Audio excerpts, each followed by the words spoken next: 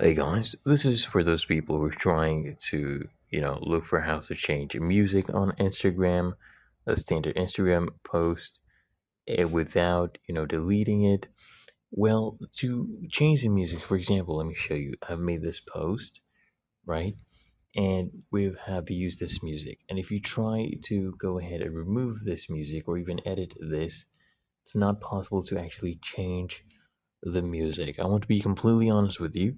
After you've published this post, it's not possible. The only solution is to actually delete this existing post. You delete it, and now you're going to lose your likes, your comments. So once you delete this, you go ahead and upload a new one.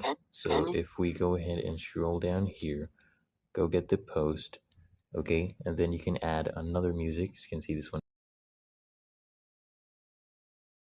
We go add that, and you re-upload it with the new song. Okay, really that easy. If you found this helpful, make sure you smash the like button and subscribe to App Mentor.